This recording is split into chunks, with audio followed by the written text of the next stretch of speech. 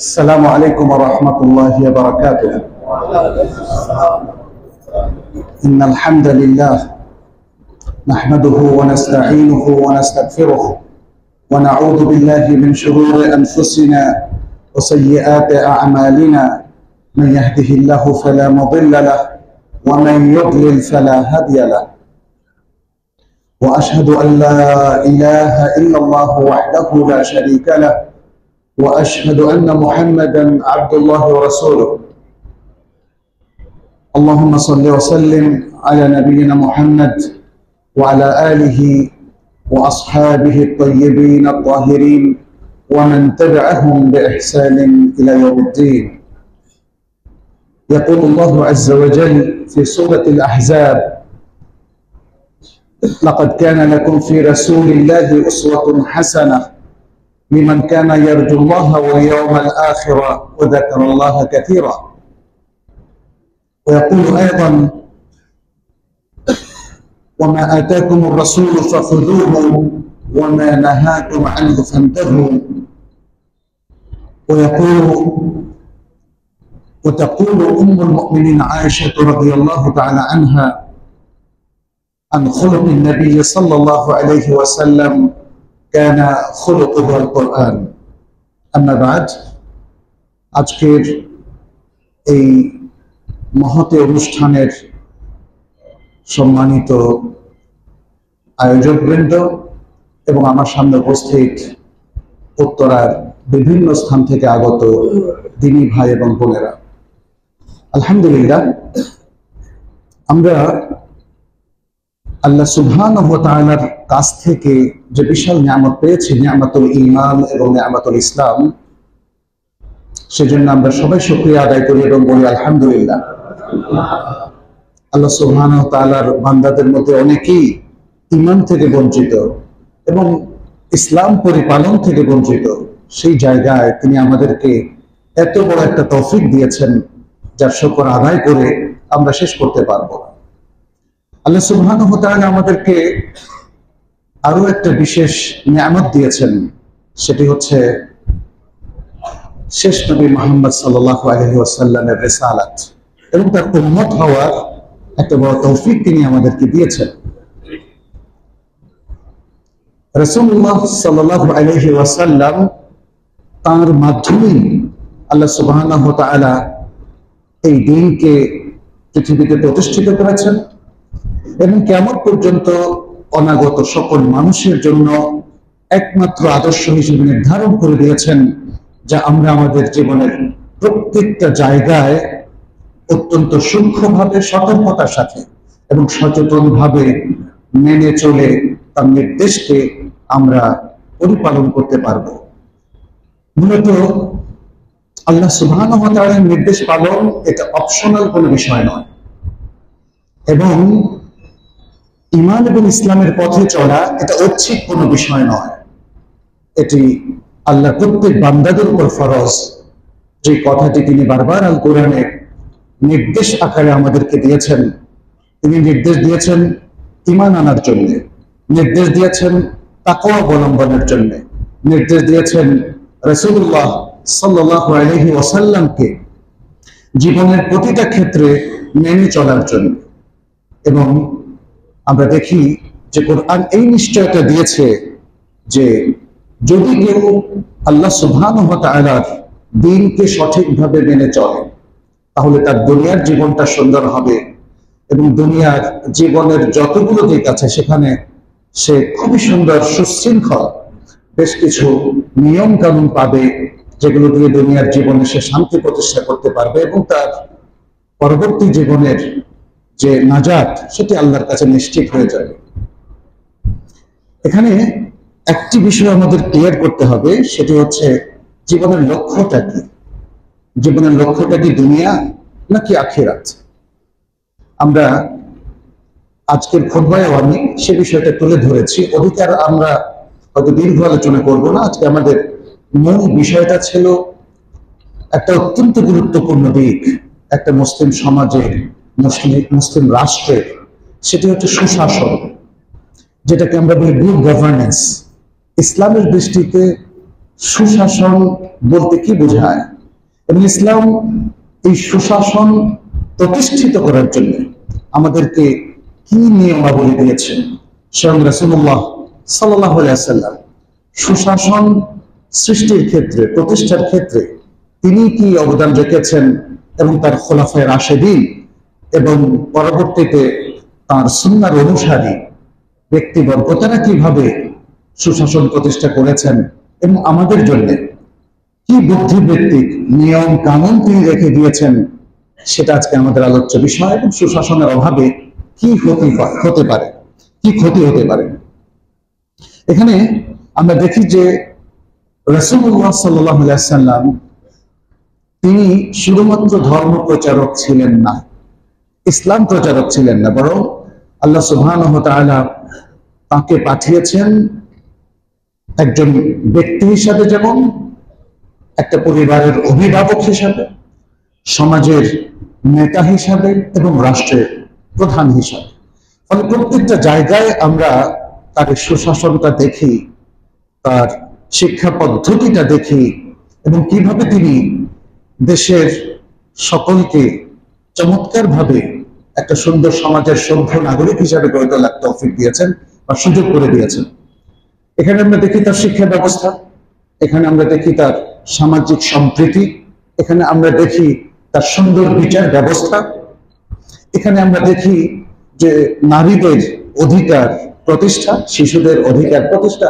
প্রত্যেকটা জায়গায় আপনি যেখানে রাসূল সাল্লাল্লাহু আলাইহি সাল্লামের আদর্শ আপনি একটু বিবেচনা করবেন, সেখানে আপনি দেখবেন যে তিনি অত্যন্ত চমৎকার ভাবে কাজগুলো করেছেন।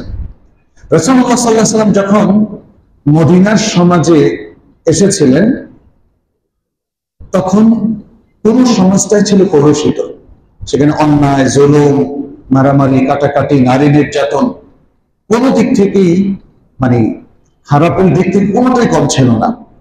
এরকম একটা পরিবেশে, এরকম একটা স্থানে তিনি আসলেন এবং খুব অল্প কিছু কালের মধ্যেই তিনি একটা সুশাসন প্রতিষ্ঠা করলেন। সুবহানাল্লাহ। এবং এটা তিনি করেছেন শিক্ষার মাধ্যমে, ওহীর মাধ্যমে। ওহীর জ্ঞানটা তিনি অত্যন্ত চমৎকার ভাবে মানুষকে দিলেন, শেখালেন।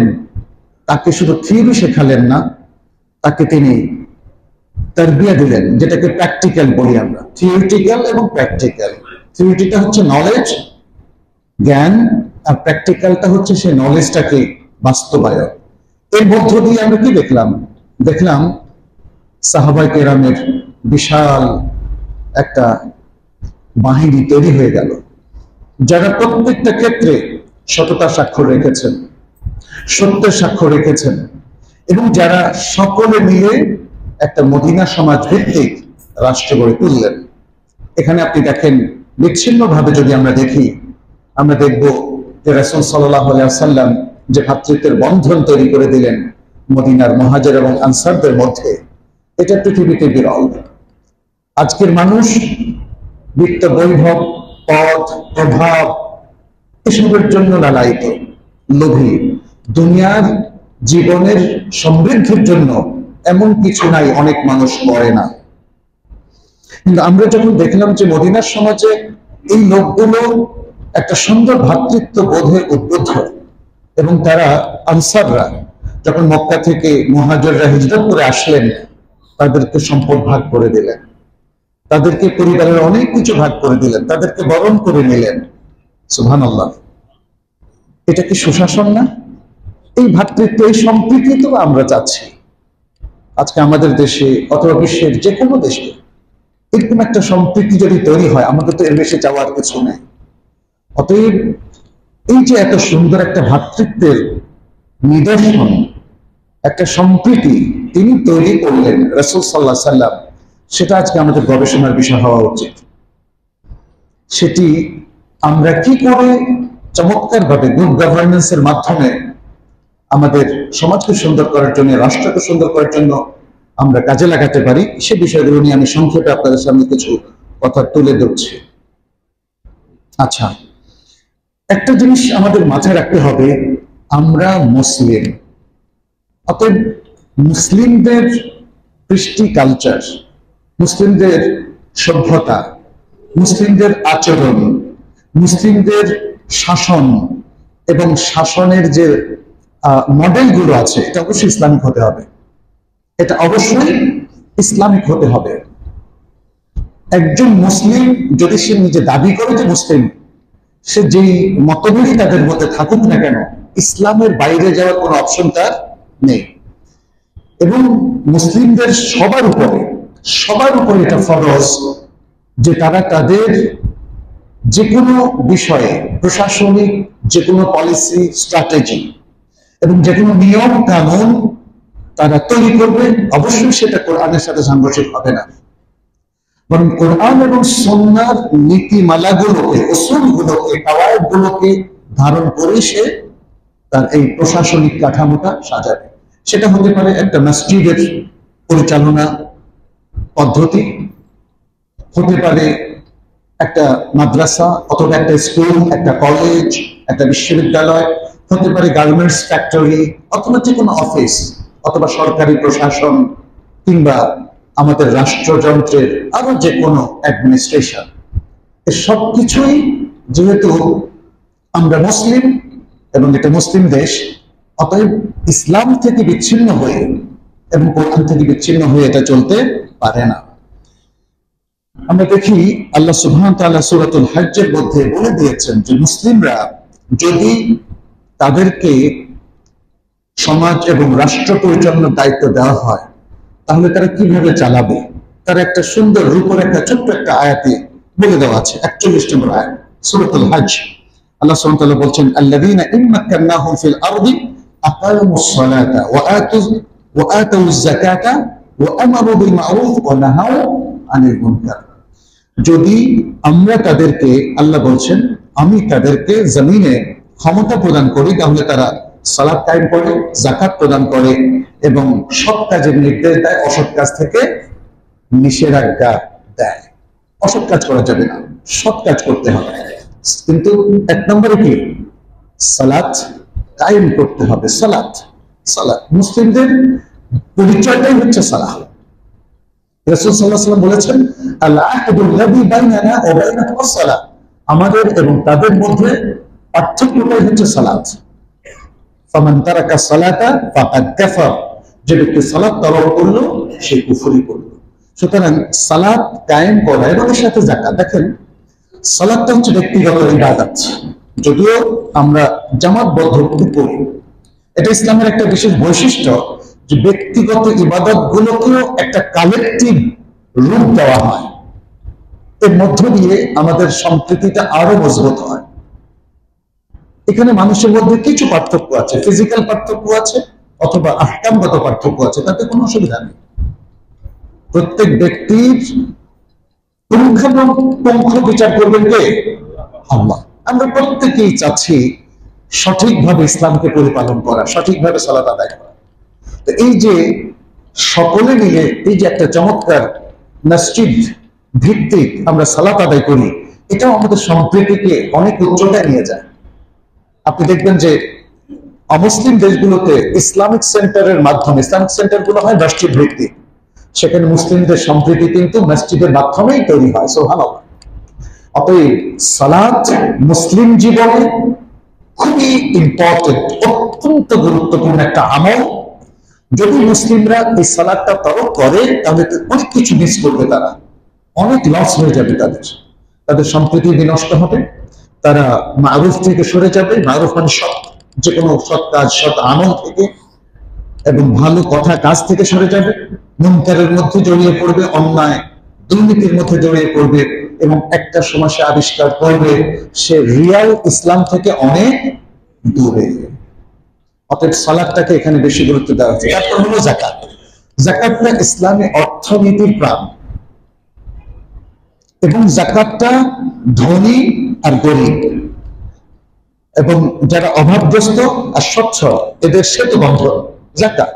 সুবহানাল্লাহ। সমাজে দেখবেন যে একটা মতবাদ বলছে শ্রেণী সংগ্রামের কথা, শ্রেণী বিভেদের কথা। এই যে বিভেদ, ইসলাম কিন্তু এটাকে তাড়িয়ে দিয়েছে।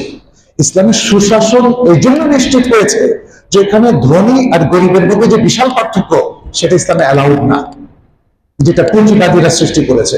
হালাল হারাম বাজ বিচার না করে এবং সমিতি দুর্নীতির মধ্যে বাজ বিচার না করে হাজার হাজার কোটি টাকার মালিক হওয়ার যে প্রসেসটা, এটা ইসলাম অ্যালাউ করে না।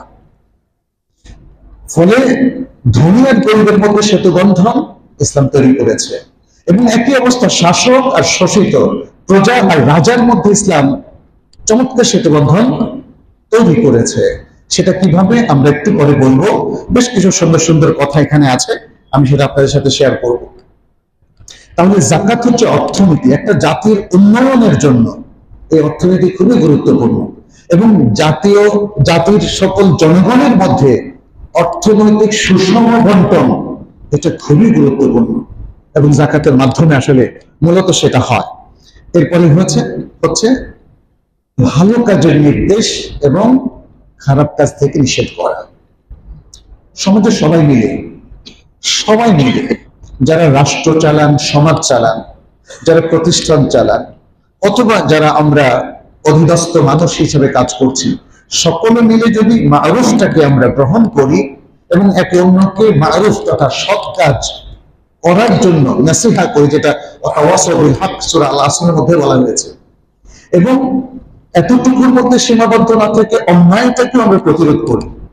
দুটো জিনিস, আপনি শুধু ভালো কাজের কথা বললে হবে না, আপনাকে অবশ্যই অন্যায়ের বিরুদ্ধে দাঁড়াতে হবে, প্রতিরোধ করতে হবে, প্রতিবাদ করতে হবে। তাহলে এই দুটো সম্মিলনে সমাজে সুশাসনের সুবাতাস বইতে পারে। কারণ শুধু ভালো কাজ হলে পাশাপাশি অন্যায় বন্ধ না করলে আপনি সুশাসনটা পাবেন না। আবার ভালো কাজ যথেষ্ট পরিমাণে হলো না, কিছু অন্যায় থেকে বিরত থাকা হলো, তাতেও হবে না। ফলে এখানে আমরা দেখতে পাচ্ছি আল্লাহ সুবহানাহু ওয়া তাআলা যখন মুসলিমদেরকে ক্ষমতা দেওয়া হয়, কিভাবে তারা একটা রাষ্ট্রের অত্যন্ত সুশাসন তৈরি করে সেটার একটা রূপরেখা দেওয়া হয়েছে। আরো অনেকগুলো আয়াত এবং হাদিস বিশ্লেষণ করে সুশাসনের জন্য যে বিশেষ বৈশিষ্ট্যগুলো আছে আমি সেটা তুলে ধরছি। এক নম্বর হচ্ছে শুরা, সবার সাথে আলোচনা করে এবং পরামর্শ করে সিদ্ধান্ত গ্রহণ। এখানে একটা জিনিস দেখেন, আল্লাহ সুবহানাহু ওয়া তাআলা তো সব নির্ধারণই করে দিয়েছেন, এবং রাসূল সাল্লাল্লাহু আলাইহি ওয়াসাল্লাম হাদিসের মধ্যে সব স্পষ্ট বর্ণনা করে দেওয়া হয়েছে। তারপরে শুরা কেন, কিসের পরামর্শ? ইসলামের বেশ কিছু জিনিস ফিক্স হলেও অনেক জায়গায় গবেষণার সুযোগ আছে, অথবা উদ্ধৃত পরিস্থিতিতে কি করণীয় সেটা কিন্তু পয়েন্টে পয়েন্টে বলা নাই, মূলনীতি দেওয়া আছে। তাহলে এই জায়গায় শুরার প্রয়োজন। আপনি দেখবেন পরিবারের সিদ্ধান্ত গ্রহণের ক্ষেত্রেও আপনার অনেক জায়গায় পরামর্শ করা প্রয়োজন। আপনি যদি পরিবারের সদস্যদেরকে ইগনোর করেন, উপেক্ষা করেন, আপনার স্ত্রীর কথা কোনোদিনই আপনি শুনলেন না, অথবা স্ত্রী স্বামীর পরামর্শ কোনোদিন শুনল না, সেখানে কি একটা সুখী স্ট্রং ফ্যামিলি করা যাবে? কখনোই হবে না। এটা নিয়ম। একটা প্রতিষ্ঠানের মধ্যে যদি সকলে মিলে সুন্দর পরামর্শ ভিত্তিক প্রতিষ্ঠান না চালানো হয়, একক নেতৃত্বে, একক সিদ্ধান্তে একটা প্রতিষ্ঠান কখনোই ভালো চলে না। এই জন্য ইসলাম আমাদেরকে স্পষ্ট করে বলে দিয়েছে, ওয়ামরুহুম শুরা বাইনাহুম, তারা তাদের মধ্যে পারস্পরিক পরামর্শের ভিত্তিতে কাজ করে। এবং আল্লাহ সুবহানাহু ওয়া তাআলা তার রাসূল সাল্লাল্লাহু আলাইহি ওয়াসাল্লামকেও এই শুরার নির্দেশ দিয়েছেন। আর মুসলিমদের তিনি এই বৈশিষ্ট্যের কথা বলেছেন যে তারা শুরা ভিত্তিক কাজ করে থাকে। ওয়াল্লাযীনা ইসতাজাবু লিরাব্বিহিম ওয়া আকামুস সালাতা ওয়া আমরুহুম শুরা বাইনাহুম ওয়া মিম্মা রাযাকনাহুম ইউনফিকুন, যারা তাদের রবের ডাকে সাড়া দেয় এবং সালাত কায়েম করে, আর তাদের পারস্পরিক কার্যক্রম, ইদারা, গভর্নেন্স, এটা শুরার মাধ্যমে নিরূপিত হয়, আর আমরা তাদেরকে যে রিজিক দিয়েছি তা থেকে তারা খরচ করে। তাহলে এক নাম্বার হলো কি, পরামর্শ ভিত্তিক। এই পরামর্শে সবাইকে একটু ইনক্লুড করতে হবে। আপনার কিছু পরিচিত মানুষ, আপনার কিছু স্পেশাল মানুষ নয়, জাতির সকলকে অন্তর্ভুক্ত করতে হবে। অনেক সময় যদি সবার প্রতিনিধিত্ব আপনার কাছে না থাকে, তাহলে অন্যভাবে শুনতে হবে, মানুষকে কথা বলার সুযোগ দিতে হবে, তাদের পরামর্শটা শুনতে হবে। সেটা আপনি দেখেন খোলাফায়ে রাশিদিন এর তাদের কার্যপ্রণালী বিশ্লেষণ করলে আপনি সেটা পাবেন। আবু বকর রাদিয়াল্লাহু তাআলা আনহু যখন খলিফা হলেন, বললেন আচ্ছা আমি যদি কোরআন সুন্নাহর বাইরে চলে যাই, কখনো যে কোনো কারণেই হোক, কি করবে তোমরা? একজন সাহাবী তিনি তরবারি বের করে দেখালেন যে আমরা প্রতিবাদ করব। হত্যা করবো এটা বলেন নেই, তাই না? প্রতিবাদ করব, আমরা প্রতিবাদ করব, আমাদের মতামত ব্যক্ত করব। তিনি খুশি হয়েছিলেন। এটা ইসলামের নিয়ম। খলিফার কাছেও আপনি আপনার মতামত ব্যক্ত করতে পারেন। খলিফা যখন ভুল পথে চলে তখন তার কাছে মত ব্যক্ত করা, এটা হলো সুরার আরেকটা মানে কমপ্লিমেন্টারি। সকলেই তো আর খলিফার কাছে থাকেন না, তাহলে পুরো জাতির সকলে যেন তাদের বক্তব্য তার কাছে পৌঁছাতে পারে। আচ্ছা, দ্বিতীয় হচ্ছে আদল। অত্যন্ত গুরুত্বপূর্ণ আরেকটা পয়েন্ট, আদল। আদল হলো ইনসাফ, যেটাকে আমরা বলি ন্যায় পরায়ণতা, জাস্টিস, যেটাকে আমরা বলি কি জাস্টিস, ন্যায় পরায়ণতা। মানুষের ন্যায়সঙ্গত অধিকারগুলো যথার্থভাবে সংরক্ষণ করা। রাষ্ট্রযন্ত্র বা সমাজের সকলে মিলে এটাকে নিশ্চিত করতে হবে, তা নাহলে সুশাসন হবে না, কখনই হবে না। এক্ষেত্রে আমরা দেখি আল্লাহ সুবহানাহু ওয়া তাআলা সূরাতুন নিসার 58 নম্বর আয়াতে বলছেন, ইন্নাল্লাহা ইয়া'মুরুকুম আন তু'আদ্দুল আমানাতি ইলা আহলিহা ওয়া ইযা হাকামতুম বাইনান নাসি আন তাহকুমু বিল আদল। নিশ্চয় আল্লাহ তোমাদেরকে নির্দেশ দিচ্ছেন যে তোমরা আমানতকে আমানতের মালিকদের কাছে পৌঁছিয়ে দিবে, এবং যখন মানুষের মধ্যে ফয়সালা করবে, হুকুম পরিচালনা করবে, যখন মানুষের মধ্যে শাসন ক্ষমতাকে দায় করবে বা ব্যবহার করবে, তখন কি করবে? আন তাহকুমু বিল আদল। তখন তোমরা মানুষের মধ্যে ন্যায় এবং ইনসাফের সাথে তোমরা শাসন ক্ষমতা পরিচালনা করবে। তাহলে এটা কিন্তু একদম সর্বোচ্চ লেভেলে যেমন প্রযোজ্য এবং প্রত্যেকটা স্তরে। যেমন ধরেন আমি যদি বলি একটা শিক্ষা প্রতিষ্ঠানে, সেখানেও তো আপনি সব ছাত্রদেরকে সমান দৃষ্টিতে দেখতে হবে, এটা আদল। আর যদি কিছু ছাত্রকে আপনি স্পেশাল সুযোগ দেন আর অন্যদেরকে আপনি একটু সুযোগ না দেন, তাহলে এটা আদল হলো না। কিছু শিক্ষককে কাছে টেনে দিলেন, অন্যদেরকে শত্রু ভাবলেন, এটা হবে না। দেশের ক্ষেত্রে সেটা প্রযোজ্য, যে কোনো ক্ষেত্রে জনগণের প্রতিও সমান ন্যায় ভিত্তিক দৃষ্টি আমাদেরকে প্রতিষ্ঠা করতে হবে। তাহলে এই আদল ইনসাফ এটা সর্বত্র, যেখানেই আপনি সুশাসন চান সেখানেই আপনাকে আদল ইনসাফ সৃষ্টি করতে হবে। এটা একটা কালচার, ইসলাম এই কালচারটা তৈরি করেছিল, এটাকে বুঝতে হবে। আদল এর ওয়াজ করা একটা জিনিস, আমি আপনাদেরকে ওয়াজ করলাম, বাট আমার প্রতিষ্ঠানে আমি আদল ইনসাফ পালন করলাম না, অথবা এই সমাজে আদল ইনসাফ পালনের জন্য কোনো রোল প্লে করলাম না, না প্রাতিষ্ঠানিক ভাবে না যে কোনো ক্ষেত্রে, তাহলে কিন্তু এটা কালচার হলো না। আপনাকে সব প্রশাসনে আদল ইনসাফটাকে কালচার করতে হবে। পুলিশ প্রশাসনে করতে হবে, সরকারি প্রশাসনে করতে হবে, বেসরকারি প্রশাসনে করতে হবে, বিচারালয়ে করতে হবে। আদল এটা এমন না যে শুধু আদালতের ব্যাপার, এটা সবার ব্যাপার। এমনকি আপনার সন্তানদের মধ্যেও আপনার আদল ইনসাফ কায়েম করতে হবে। যেহেতু রাসূলুল্লাহ সাল্লাল্লাহু আলাইহি ওয়াসাল্লামের কাছে যখন নুমান বিন বাশিরের পিতা তাকে নিয়ে এসেছিলেন এবং বললেন, আমার এই গোলামকে আমি এই উপহারটা গিফটটা দিয়েছিলাম, এবং হে রাসূলুল্লাহ আপনি সাক্ষী হন, আমার ওয়াইফ আমাকে পাঠিয়েছে যাতে আপনাকে আমি সাক্ষী করি। তিনি তখন জিজ্ঞেস করেছিলেন, তোমার সব সন্তানদেরকে কি তুমি অনুরূপ গিফট করেছো? বলে যে না ইয়া রাসূলুল্লাহ, আমি সেটা করিনি। তখন তিনি রাসূল সাল্লাল্লাহু আলাইহি ওয়াসাল্লামকে বললেন, তিনি বললেন, আমি জিনের পক্ষে সাক্ষী হই না। এবং আরেকটা কথা বললেন, সোনার অক্ষরে লিখে রাখবেন আপনারা সেটা, ই'দিলু বাইনা আওলাদিকুম, তোমাদের সন্তানদের মধ্যে আদল ইনসাফ কায়েম করো। তাহলে সন্তানদেরকে যদি আপনি আদল ইনসাফের দৃষ্টিতে না দেখেন, পরিবার সুখী হবে না। রাষ্ট্রের সবাইকে যদি আদল ইনসাফের দৃষ্টিতে না দেখেন, রাষ্ট্র সুখী হবে না। তো মনে রাখবেন, প্রতিষ্ঠানের ক্ষেত্রে একই কথা প্রযোজ্য। তাহলে আদল এটা হলো সুশাসনের জন্য, গুড গভর্নেন্সের জন্য অত্যন্ত গুরুত্বপূর্ণ একটা পয়েন্ট। তৃতীয় যে পয়েন্টটা, সেটি হচ্ছে মানুষের স্বাধীনতা। স্বাধীনতা।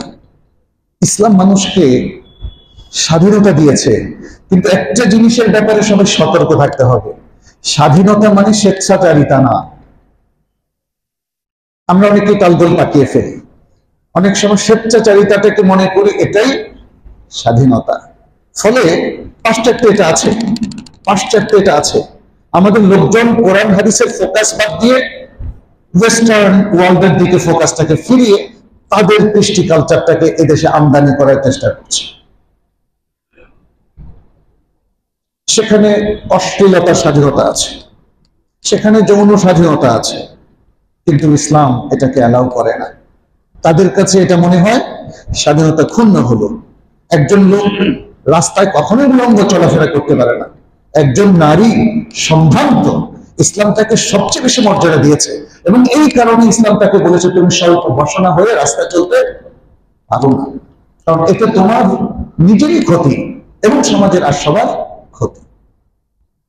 সুদ খাওয়ার স্বাধীনতা, ঘুষ খাওয়ার স্বাধীনতা, চুরি করার স্বাধীনতা, মানুষের সম্পদ আত্মসাৎ করার স্বাধীনতা, এগুলোকে স্বাধীনতা বলে না, এটা হলো স্বেচ্ছাচারিতা।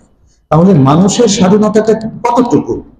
একজন মানুষের যত অধিকার ইসলাম দিয়েছে, আপনাকে কথা বলার অধিকার দিয়েছে, মত ব্যক্ত করার অধিকার দিয়েছে, আপনাকে ইবাদত করার অধিকার দিয়েছে, নারীদেরকে হিজাব করার অধিকার দিয়েছে, আপনি বৈধ যে কোনো চাকরি করার অধিকার, এবং অন্যায় না করলে আপনাকে কেউ পাকড়াও করতে পারবে না সে অধিকার, ইত্যাদি নানা অধিকার ইসলাম আমাদেরকে দিয়েছে। এবং আমাদের অনেক মৌলিক অধিকার আছে, আমার শিক্ষার অধিকার আছে, আমার নিশ্চিন্তে রাস্তায় এবং দেশের যে কোনো জায়গায় চলাফেরার অধিকার আছে।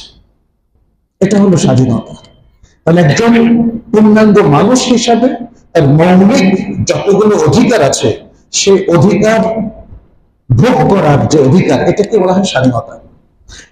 এটা স্বাধীনতা নয় যে আমি আপনাকে আক্রমণ করলাম, এটা স্বাধীনতা নয় যে একজন নিরপরাধ লোককে আমি খুন করলাম, এটা স্বাধীনতা হতে পারে না। আরেকজনের উপর চড়াও হলাম, একজন আরেকজনকে গালি দিলেন, এটা স্বাধীনতা হতে পারে না। এগুলো হলো স্বেচ্ছাচারিতা কিংবা অন্যায়। অতএব এইগুলোর মধ্যে তালগোল পাকানো যাবে না। এই স্বাধীনতা আমরা দেখি যে আমাদের নবী সাল্লাল্লাহু আলাইহি ওয়াসাল্লাম সকলকে দিয়েছে। নবী সাল্লাল্লাহু আলাইহি ওয়াসাল্লাম তিনি নবী হওয়া সত্ত্বেও আপনি দেখেন বদরের যুদ্ধে, উহুদের যুদ্ধে, খন্দকের যুদ্ধে সাহাবায়ে কেরামকে স্বাধীনতা দিয়েছিলেন যে আমাদের কোন পলিসি এবং স্ট্র্যাটেজি অবলম্বন করা দরকার শত্রুর বিরুদ্ধে, তোমরা মতামত দাও, তাই না? এটা ইতিহাসের সিরাত থেকে আপনারা জানতে পারবেন, আর বিভিন্ন জায়গায়।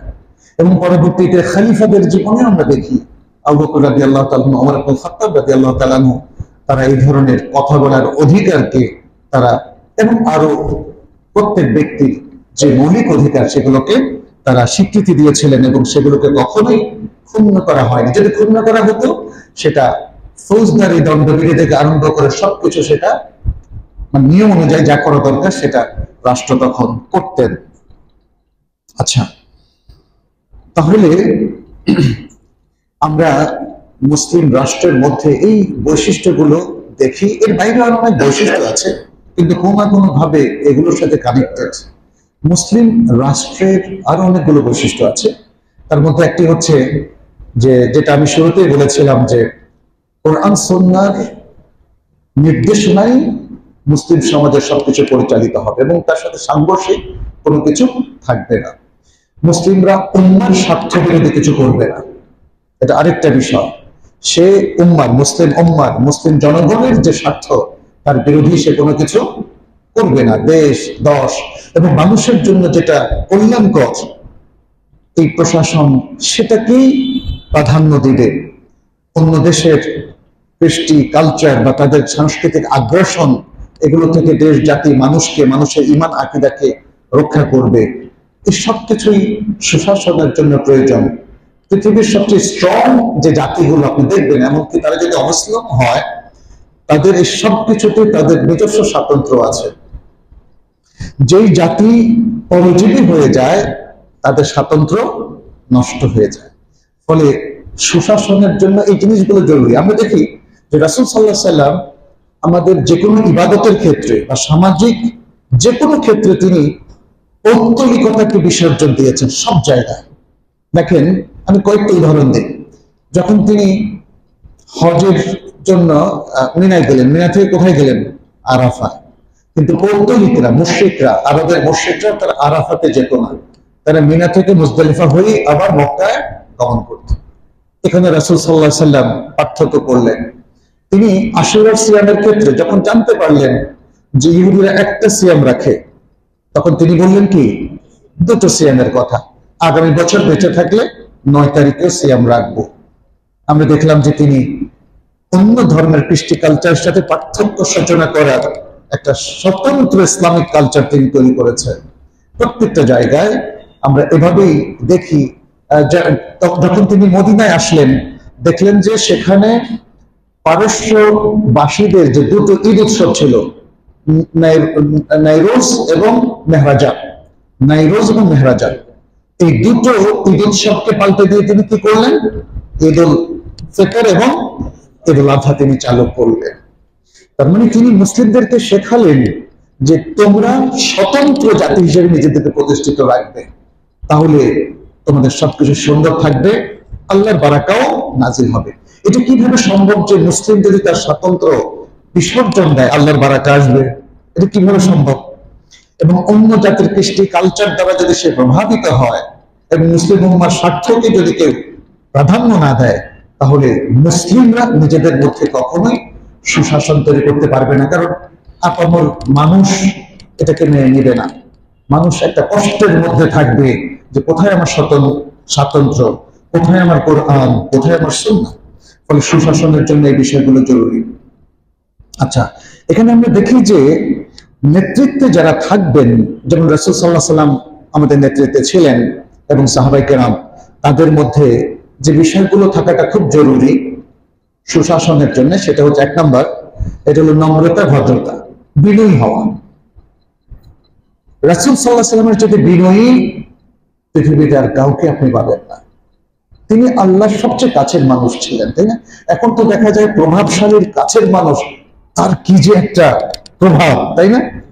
আমরা কিছু কিছু বাসকেও দেখতাম এত দ্রুত চালাতো, জিজ্ঞেস করছিলাম কার বাস এটা, ওই ভদ্রলোকের, পরিবহন সেক্টরের ওই ভদ্রলোকের। এই জন্য ড্রাইভারও তার শক্তিতে বাস চালায়, বুঝছেন না? এইটি কিন্তু ইসলামে নেই। ইসলামে হচ্ছে যে যত প্রভাবশালী সে তত নম্র ভদ্র থাকবে। 2 নম্বর হচ্ছে কঠোর আচরণ না করা। প্রশাসক তিনি নীতিতে কঠোর থাকবেন কিন্তু আচরণে ভদ্র থাকবেন। স্বয়ং রাসূলুল্লাহ সাল্লাল্লাহু আলাইহি ওয়াসাল্লামকে আল্লাহ কি বললেন? ওয়ালাউ কুনতা ফাদদান গালিদাল কলবি লান ফাদ্দু মিন হাওলিক। যদি তুমি কঠোরভাষী এবং অত্যন্ত রূঢ় হৃদয় সম্পন্ন হতে, তাহলে তোমার চারপাশ থেকে লোকজন সরে যেত। অনেক সময় প্রভাবশালী মানুষ যদি আপনাকে ধমক দেয়, আপনি ভয় পাবেন। আপনি ভয় পেয়ে হয়তো অনেক ক্ষতিগ্রস্ত হবেন বা অনেক তার কথা শুনবেন, কিন্তু আপনার শ্রদ্ধা তার প্রতি থাকবে না। এই জন্য ইসলাম এটাকে নবী সাল্লাল্লাহু আলাইহি ওয়াসাল্লামের জন্য অ্যালাউ করেন। হার্টটা যেন সফট থাকে, মানুষের প্রতি নম্র থাকে, মানুষের প্রতি ভালোবাসা থাকে এবং আচরণের জন্য সুন্দর থাকে, কিন্তু নিয়মে কঠোর। বাতিলের সাথে কোনো আপোষ নেই, অন্যায়ের সাথে কোনো আপোষ নেই। মানুষের অধিকার রক্ষা করার জন্য যদি আপনি দায়িত্বশীল ব্যক্তি হন, মানুষের অধিকার রক্ষা করার জন্য জান দিয়ে দিবেন, তাই না? এটাই তো আমরা দেখলাম ইসলাম। 3 নম্বর যেটা, সেটি হচ্ছে সহকর্মীদের বা অধীনস্থদেরকে ভুল করলে পারতপক্ষে তাকে ক্ষমা করা। অবশ্যই যদি তিনি ফৌজদারি কোনো দণ্ডবিধির কাজ করে ফেলেন, তাহলে তো সেই দণ্ড অনুযায়ী, সেটা যদি আল্লাহর হক হয়, সেটা ক্ষমা করার কোনো ক্ষমতা পৃথিবীর কাউকে দেওয়া হয়নি, কোনো শাসক প্রশাসককেও দেওয়া হয়নি। কোন ব্যক্তি যেমন যদি নিহত হয়, কোরআন বলছে নিহত ব্যক্তির ওয়ালি বা অভিভাবক আপনজন ছাড়া পৃথিবীতে আর কেউ এটা রাজা বাদশারাও ক্ষমা করতে পারবে না। এটা কিন্তু মেনে নিতে হবে। চোরের শাস্তি কি? ফৌজদারি দণ্ডবিধি অনুযায়ী ইসলামে আপনাকে সেটা ইমপ্লিমেন্ট করতেই হবে। ডাকাতের শাস্তিটা কি? ছিনতাইকারীর শাস্তিটা কি? এগুলো কিন্তু ক্ষমার অযোগ্য। যেটা ক্ষমার যোগ্য সেটা হচ্ছে পারস্পরিক মুআমালার মধ্যে যদি কোন ভুল হয়ে যায় ক্ষমা করে দেবেন। যত বেশি ক্ষমা করবেন তত সুন্দর সুশাসন হবে। চতুর্থ নম্বর হচ্ছে পরস্পরের জন্য দোয়া করা, ইস্তিগফার করা। শাসকরা জনগণের জন্য দোয়া করবেন আর জনগণ শাসকের জন্য দোয়া করবে। মুসলিম শাসকদের কথা বলছে। 5 নাম্বার যেটা আমরা বললাম, মাশওয়ারা করা এবং আল্লাহর উপর তাওয়াক্কুল রাখা, আল্লাহর সাথে কানেকশন রাখা।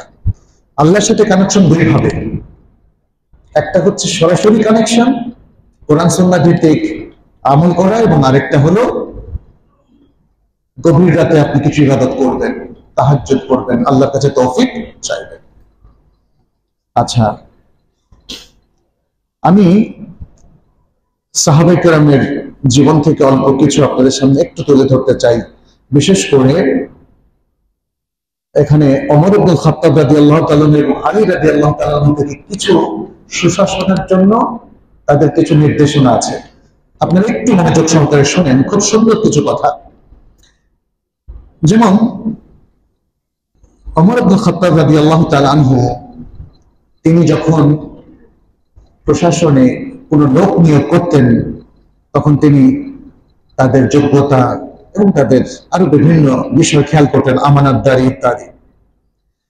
তিনি যেমন একবার একজন প্রশাসক নিয়োগের সময় তাকে বলেছিলেন, ইন্নী লাম আস্তা'মিলকা আলা দিমাইল মুসলিমিন, আমি তোমাকে এই জন্য প্রশাসক হিসাবে নির্বাচন করি নাই যে তুমি মুসলিমদের রক্ত প্রবাহিত করবে, ওয়ালা আনা আরাদিহিম, এবং এই জন্য করি নাই যে তুমি তাদের ইজ্জত লুণ্ঠন করবে, ওয়ালাকিন ইস্তামালতুকা লিতুকিমাস সালাতা ফীহিম, বরং আমি তোমাকে এই দায়িত্ব দিয়েছি যেন তুমি তাদের মধ্যে সালাত কায়েম করো, ওয়া তুকসিমা বাইনাহুম, এবং তাদের মধ্যে সবকিছু বন্টন করো, ওয়া তাহকুমা ফীহিম বিল আদল, এবং তাদের মধ্যে ইনসাফ অনুযায়ী হুকুম পরিচালনা করো।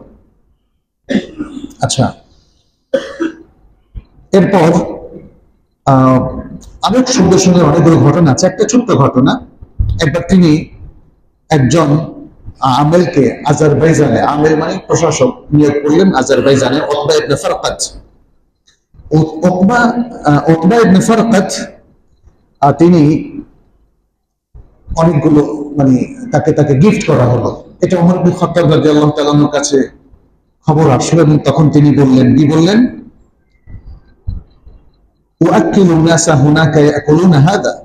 আমি মানুষকে দায়িত্ব দিই, তারা কি এটা খাবে, এই ধরনের গিফট গ্রহণ করবে?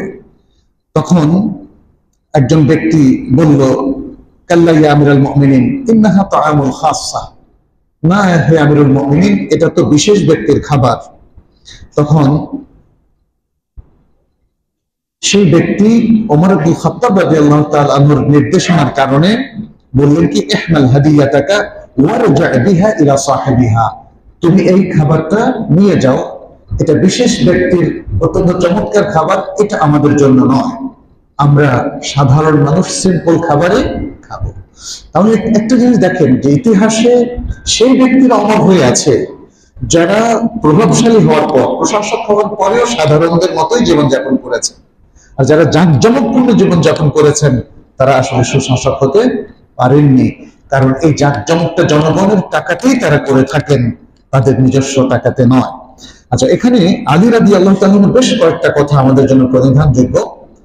তিনি আশতার আন-নাখাই নামক একজন ব্যক্তিকে তিনি যখন প্রশাসক, মিশরের প্রশাসক হিসাবে বা গভর্নর হিসেবে নির্ধারণ করলেন, তখন তাকে বেশ কিছু নাসিহা করেছিলেন। এই নাসিহাটা অত্যন্ত চমৎকার। 1 নাম্বার, তিনি বললেন যে তোমার মনের মধ্যে ভালোবাসা রাখবে এবং দয়া রাখবে। কি কথা বলেছিলেন? বলেছিলেন, আশআর কলবাকা আর রাহমাতাল লির-রাইয়া, তোমার অন্তরকে প্রজাদের জন্য তোমার অন্তরের মধ্যে ভালোবাসা পোষণ করবে, ভালোবাসা পোষে রাখবে। ওয়াল লুতফা বিহিম, এবং তাদের প্রতি বিনয় এবং নরম ব্যবহার। ওয়ালা তাকুনান্না আলাইহিম সাবআন দারিয়ান তাকতানিম আকলাহুম, এবং তাদের উপর কঠোর হবে না যে তুমি তাদের খাবারও খেয়ে ফেলবে। 2 নম্বর হচ্ছে আল-ইবতিআদ আনিল মুহাবাত, তুফামত থেকে দূরে থাকা। তিনি বলছেন, আমসিফিল্লাহ ওয়া আমসিফিন নাস মিন নাফসিকা মিন খাসসাতি আহলিকা, তুমি আল্লাহর সাথে ইনসাফ করো, মানুষের সাথে ইনসাফ করো। ওয়া মান লাকা ফিহি হাওয়ান মিন রাইয়াতিকা ফাইন্নাকা ইল্লা তাফআল তাযলাম, বলছেন যে আর তুমি যদি সেটা না করো তাহলে তুমি জুলুম করে ফেলবে। ওয়া মান যালামা ইবাদাল্লাহি কানা আল্লাহু খাসমুহু দুনা ইবাদি, আর যে ব্যক্তি আল্লাহর বান্দাদেরকে জুলুম করে তাহলে আল্লাহই তার বিবাদী হয়ে যাবেন। 3 নম্বর যেটা বলা হলো যে সকল জনগণকে সন্তুষ্ট রাখা। তিনি বললেন ওয়ালিয়াকুন আহাব্বুল উমুরি ইলাইকা আওসাতাহা ফিল হক, তোমার কাছে সব বিষয়ে মধ্যম পন্থা অবলম্বনটাই যেন নীতি হয়। ওয়া আমালাহা ফিল আদল, এবং যে আমলটা আদল ইনসাফের অধিক নিকটবর্তী তুমি সেই কাজটাই করবে। ওয়া আজমাআহা লিরিদার রাইয়া, প্রজাগণ সন্তুষ্ট থাকে যেই ধরনের সুন্দর আচরণে তুমি সেটা করবে। কারণ যদি সাধারণ প্রজারা রেগে যায় আর তোমার বিশেষ লোকেরা সন্তুষ্ট থাকে তাহলে একটা বিপর্যয় দেখা দিবে। আর যদি তোমার কাছের মানুষ কোনো কারণে রেগে যায়, প্রজারা সন্তুষ্ট থাকে, তাহলে কোনো বিপর্যয় দেখা দিবে না। খুব সুন্দর কথা তিনি বলেছেন। চতুর্থ বিষয়টা হলো যাদেরকে তুমি অ্যাডভাইজার হিসেবে নিয়োগ দেবে তারা যেন যোগ্যতা সম্পন্ন হয়। তিনি এখানে বলেছেন তুমি তোমার পরামর্শের ক্ষেত্রে এমন বকিলদেরকে অন্তর্ভুক্ত করো না যারা তোমাকে অনুগ্রহ করতে বাধা দেয়, যারা তোমাকে দারিদ্র্যের ওয়াদা প্রতিশ্রুতি দেয়, এবং এমন ভীরু লোকদেরকে তুমি নিয়োগ দিও না যারা তোমাকে যে কোনো কাজে দুর্বল করে ফেলে, এবং এমন লোভীদেরকে তুমি নিয়োগ দিও না যারা তোমাকে জুলুম করে খারাপ কাজে সম্পৃক্ত করে ফেলে। 5 নম্বরে তিনি বলেছিলেন মানুষকে যাতে পুরস্কৃত করা হয়। তিনি বললেন তোমার সকল কার্যক্রমের মধ্যে তুমি ভালো খারাপ সবাইকে সমান করে ফেলো না, বরং যদি তুমি তা করো তাহলে ভালো লোক আর আগ্রহ পাবে না এবং মন্দ লোক এটা তাদের পক্ষে চলে যাবে। ফলে তুমি ভালোকে পুরস্কৃত করবে এবং খারাপকে তিরস্কার করবে। 6 নম্বর তিনি বললেন যারা যোগ্য তাদেরকেই তুমি নিয়োগ দেবে। সে কথা তিনি বললেন সুম্মা আনজার ফি উমুরি আমালিক, তুমি তোমার কর্মচারীদের ব্যাপারে একটু নজর রাখবে। তুমি তাদেরকে চাকরি দেওয়ার ক্ষেত্রে অথবা নিয়োগ করার ক্ষেত্রে তুমি সাবধানতা অবলম্বন করবে এবং এক্ষেত্রে কোনো পক্ষপাতিত্ব করবে না। কারণ যদি কেউ পক্ষপাতিত্ব করে তাহলে এটা জুলুম এবং খেয়ানতের দিকে নিয়ে যাবে। 7ম যে বিষয়টা সেটি হচ্ছে রাকাবা এবং মুসাআলা, তাদেরকে মনিটরিং করা এবং তাদেরকে প্রশ্ন করা। মনিটরিং করা এবং প্রশ্ন করা এটা সুশাসনের জন্য খুব জরুরি। আপনি যাকেই আপনি নিয়োগ দেন না কেন তারা কি সঠিকভাবে দায়িত্ব পালন করছে কিনা, কোনো পক্ষপাতিত্ব করছে কিনা, অন্যায় করছে কিনা, মানুষের সাথে সুব্যবহার করছে কিনা, এই বিষয়টা মনিটরিং করা। এক্ষেত্রে তার অনেক সুন্দর কথা আছে। তাফাক্কাদ আমালাহুম ওয়া বা'থিল উয়ুনা মিন আহলি সাদকি ওয়াল ওয়াফা'i আলাইহিম, তুমি কর্মচারীদের এবং রাষ্ট্রতন্ত্রের সকলের মনিটরিং করবে এবং তাদের কাছে এমন ব্যক্তিদের যারা সৎ, যারা তাদের ব্যাপারে সঠিক খবর তোমাকে অবহিত করবে, এমন ব্যক্তিদেরকে প্রেরণ করবে যেন তারা অবস্থা পর্যবেক্ষণ করে এসে তোমার কাছে সত্য কথা বলে এবং তারপর তুমি তাদের ব্যাপারে ব্যবস্থা নেবে। 8 নম্বর যেটা সেটা হলো পারিশ্রমিক কিভাবে দেবে তার পলিসি, সিয়াসাতুল উজুর, প্রত্যেক ব্যক্তিকে তার যথাযোগ্য পারিশ্রমিক দেওয়ার কথা তিনি এখানে বললেন। এবং 9 নম্বরে বললেন আল-ইত্তিসাল বির-রাইয়া, আপনি যদি একটা কোম্পানির চেয়ারম্যান হন, এটা তো একটা প্রশাসনের বিষয়, অথবা একটা প্রশাসনের প্রধান হন, রাষ্ট্রের প্রধান হন, প্রজাদের সবার সাথে আপনার একটা কানেকশন থাকতে হবে, সেটা তিনি এখানে বললেন। কারণ প্রজাদের সাথে যদি আপনি কানেক্টেড না থাকেন তাহলে একটা বিশাল অংশ আপনার বিরুদ্ধে চলে যাবে এবং এক সময় আপনার ক্ষতি করে ফেলবে। 10 নম্বর হচ্ছে তাকদীর আল-উমুর, প্রত্যেক বিষয়টাকে সঠিকভাবে যথার্থভাবে মূল্যায়ন করা, কোনটা কি অবস্থায় আছে সেটাকে মূল্যায়ন করে সেই অনুযায়ী তিনি ব্যবস্থা গ্রহণ করে এবং এই জন্য তাড়াহুড়ো না করা, যে কোনো কাজে তাড়াহুড়ো না করে সঠিক মূল্যায়নের মধ্য দিয়ে সঠিক সিদ্ধান্ত গ্রহণ করা। এগুলো ইসলামের সুনীতির আসলে বেশ কিছু পয়েন্ট, যেটা আমরা আসলে আজকের যুগে বা যে কোনো সময় আমরা অনেকেই বিভিন্ন জায়গায় দায়িত্ব পালন করে থাকি। ব্যাপারটা এমন নয় যে এটা শুধু রাষ্ট্রের সাথে রিলেটেড, বরং এই বিষয়টা আমাদের প্রতিষ্ঠানের রিলেটেড, মসজিদের সাথে রিলেটেড, আমাদের যে কোনো ব্যবসা প্রতিষ্ঠানের সাথে রিলেটেড, বাজার, ব্যাংক, বিভিন্ন প্রতিষ্ঠানের সাথে রিলেটেড হতে পারে। তো আসুন আমরা সুশাসনের জন্য ইসলাম যে পূর্ব শর্তগুলো দিয়েছে সেগুলো বুঝে নেই, সেগুলো ফলো করে। আর এর কারণ যে সুশাসনের জন্য যে শর্তগুলো বা টার্মস কন্ডিশন গুলো ইসলাম দিয়েছে, যদি সেগুলো আমরা ভালো করে হৃদয়ঙ্গম না করে ফলো না করি, তাহলে কি হবে? সে বিপর্যয়ের তো আসলে কোনো শেষ নেই। সেটা নানা ধরনের সমস্যা তৈরি হতে পারে, এবং সেটা আমরা দেখেছি যে কোনো খেলাফতের সময়। আপনি দেখবেন বিভিন্ন অতীতের ইতিহাস যদি আমরা পড়ে দেখি, বিভিন্ন সময় আপনি দেখবেন যে কোনো জায়গায়, যে কোনো প্রতিষ্ঠানে, যে কোনো জনপদে, যে কোনো রাষ্ট্রে বিপর্যয় দেখা দিয়েছে এই সুশাসন এটা উপেক্ষিত হওয়ার কারণে। এজন্য আজকের বিশ্বে মুসলিম অমুসলিম সব দেশ প্রত্যেক ক্ষেত্রে গুড গভর্নেন্সের উপর গুরুত্ব দিয়ে থাকে। আমরা যদি কোরআন সুন্নাহ থেকে আমাদের গুড গভর্নেন্সের এই পয়েন্টগুলো নেই, তাহলে আমরা আশা করি যে একটা সুন্দর সুশাসনের একটা ব্যবস্থাপনা আমরা উপহার পাবো।